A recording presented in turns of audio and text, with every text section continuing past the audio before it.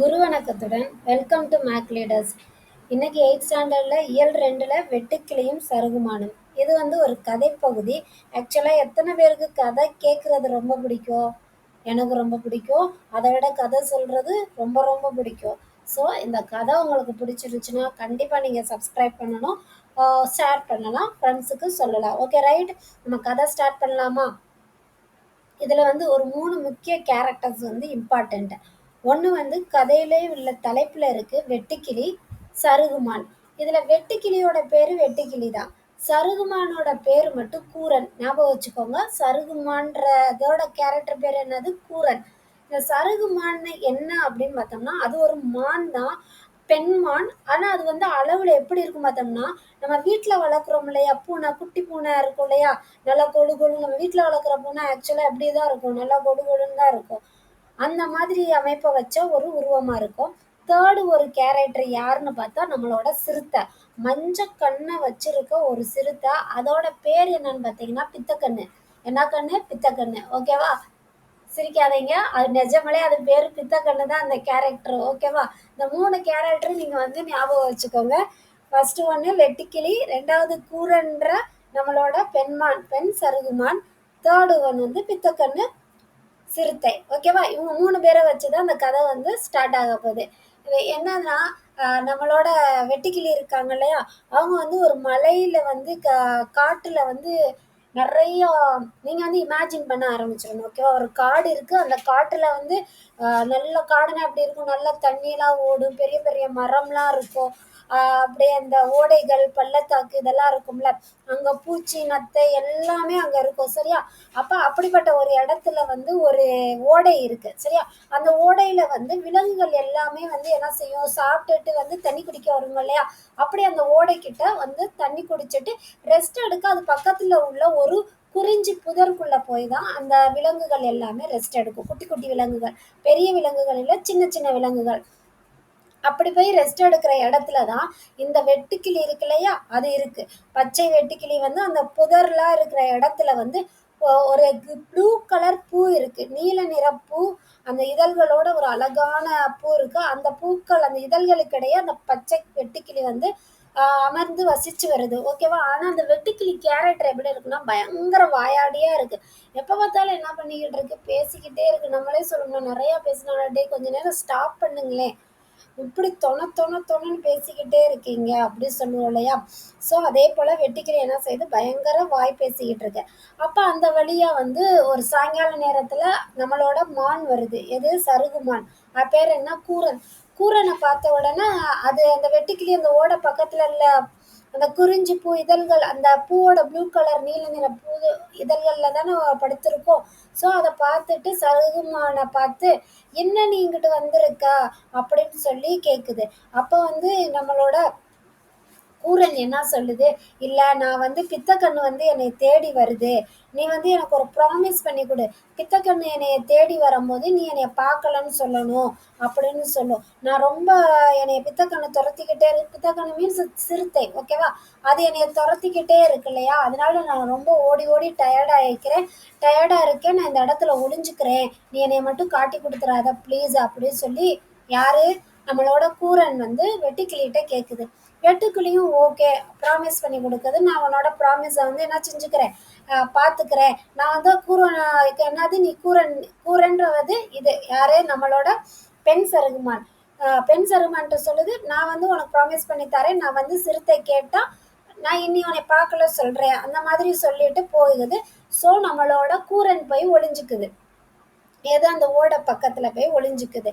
ஆனா சிறுத்தை கேட்ட உடனே பித்தக்கண்ணு வெட்டுக்கிளிக்கும் பித்தக்கண்ணை தெரியும் தானே, எல்லாம் காட்டுல ஒரே இடத்துல தானே வசிக்கிறாங்க. ஸோ ஒருத்தருக்கு ஒருத்தர் அறிமுகம் இருக்கதான் செய்யும். அப்போ பித்தக்கண்ணு வெட்டுக்கிளிகிட்ட கேட்குது, நீ இந்த மாதிரி கூரனை பார்த்தியா, கூரன் இந்த பக்கம் தானே வந்தான், அவனை எங்க பார்த்த அப்படின்னு சொல்லி கேட்கும் போது, பார்த்தியா அப்படி சொல்லும் போது, நம்மளோட வெட்டுக்கிளி தான் வாயாடியாச்சே, அதுக்கு சொல்லவும் முடியலை.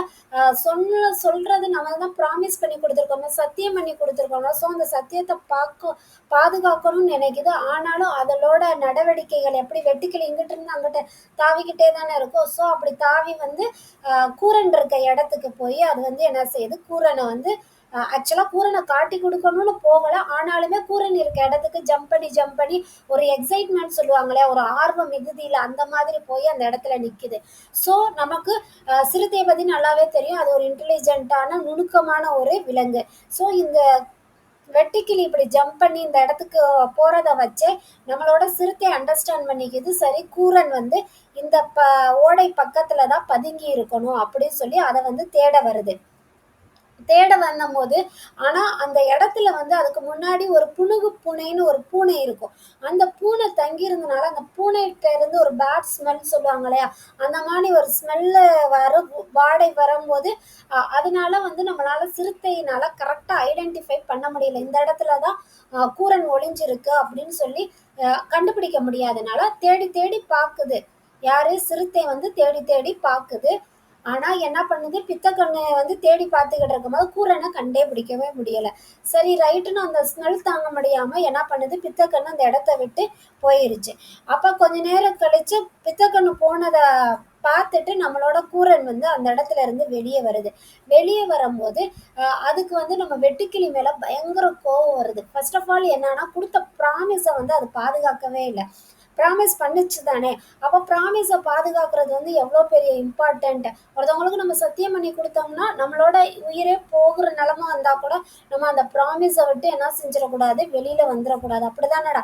ஆனா இது வந்து நான் உன்னை காட்டி கொடுக்க மாட்டேன்னு சொல்லிட்டு ஏதோ ஒரு காரணத்தினால அது வந்து என்ன செய்யுது, காட்டி கொடுக்குறியா.